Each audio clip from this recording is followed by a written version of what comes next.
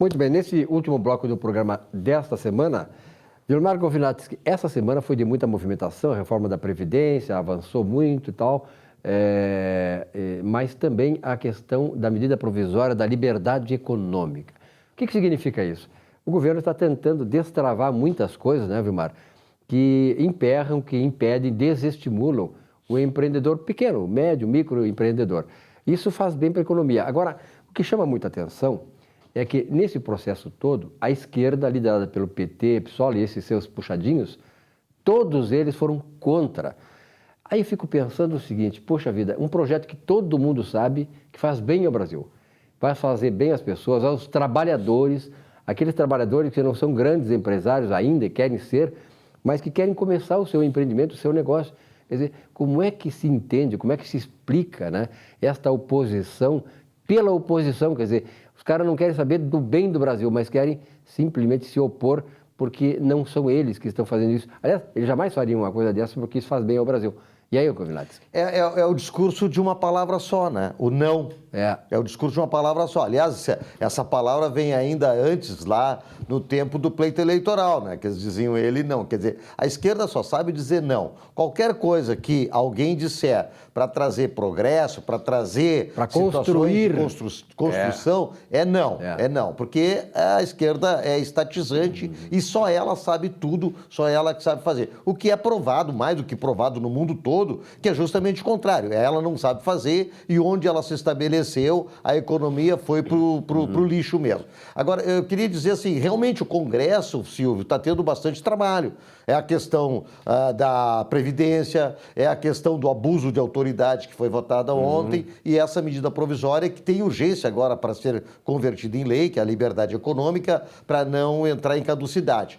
Um dos pontos mais polêmicos dessa medida provisória é a questão que envolve a CLT, uma alteração, no sentido daquelas pessoas que têm um ganho superior a 30 salários mínimos, quase 30 mil reais, passaria a sair da Justiça do Trabalho, as demandas que houver por alguma razão, e passariam então para serem tratadas na área civil. Então esse é um dos pontos polêmicos, mas não tenho dúvida nenhuma, Silvio, nós precisamos destravar a economia, desburocratizar. O presidente já fez uma varredura em 3 normas regulamentadoras, que estavam justamente criando entraves para que as empresas consigam ir adiante, que as empresas consigam ter liberdade. Não é liberdade para ter lucros excessivos, ao contrário. Quem é que tem lucro excessivo hoje trabalhando certinho no Brasil?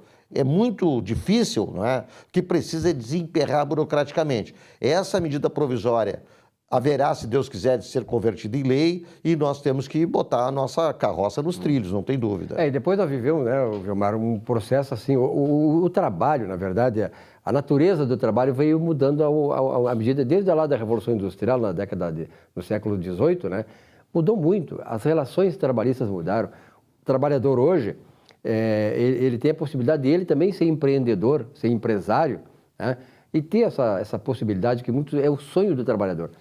Eu me lembro que o João Paulo, aliás, o Leão XIII, numa da Rerum Novarum... Rerum Novarum, a encíclica. A encíclica Rerum Novarum, ele condenava o marxismo, condenava a Igreja Católica mesmo, porque ele dizia o seguinte, assim, olha, nós não podemos tirar do trabalhador o sonho de um dia ele ser empresário. Então nós não podemos demonizar o empresário. Leão XIII dizia isso na Rerum Novarum. Então, na verdade, muito mudou de lá para cá.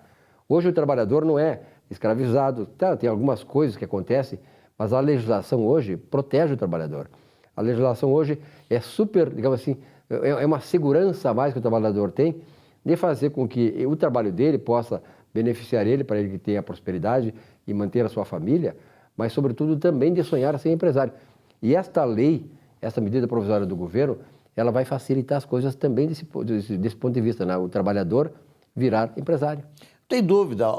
Eu diria que o trabalhador no Brasil, existe um desequilíbrio. A proteção ao trabalhador, no meu entendimento, e poderá, obviamente, haver manifestações contrárias, o telespectador poderá discordar, mas eu entendo que há uma proteção demasiada. É verdade. Demasiada. Interessante, vamos comparar com países que têm progressos e que têm pujança e todo mundo quer ir para lá, Estados Unidos.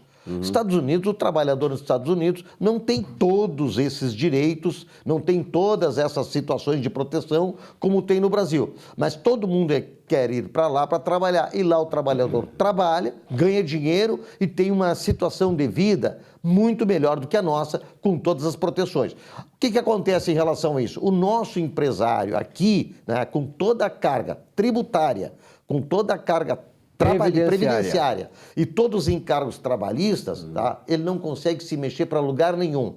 Essa é a grande verdade. Tá? Porque qualquer coisa que ele fizer, ele está ou criando uma relação ali de desvio de função, ou criando uma relação de falta de contribuição de alguma coisa, porque é um emaranhado de contribuições que cai nos ombros dos empresários. Quer dizer, toda essa conta depois é um passivo oculto que poderá ser cobrada nos tribunais. Essa é a grande realidade. Então, hoje, no Brasil, é muito mais cômodo, muito mais tranquilo ser empregado, fazer concurso, ser empregado, do que botar o dinheiro e o suor e 24 horas do seu dia no empreendimento. Aliás, o que mais trabalha no Brasil é o empresário. Com certeza. Para manter, digamos assim, a estrutura da sua empresa, oferecer mais empregos, ampliar. E hoje a concorrência, né, é muito grande no Brasil. Então o empresário precisa ser qualificado, ele precisa investir muito e corre muito risco. Mas, de qualquer maneira, esses projetos que o governo Bolsonaro está apresentando, eles vêm exatamente em sintonia com os novos tempos. Até porque nós estamos num mercado globalizado e precisamos concorrer com países como a China, Estados Unidos, as grandes nações prósperas e desenvolvidas e que não têm essa parafernália toda, né, de encargos que acabam sufocando, de certa maneira, o ânimo e a aspiração do empresariado. Grande mérito do ministro Paulo Guedes, né? Com certeza, com certeza. E, aliás, eu me lembro muito bem que lá no começo da década de 80, nós tínhamos um ministro chamado Hélio Beltrão.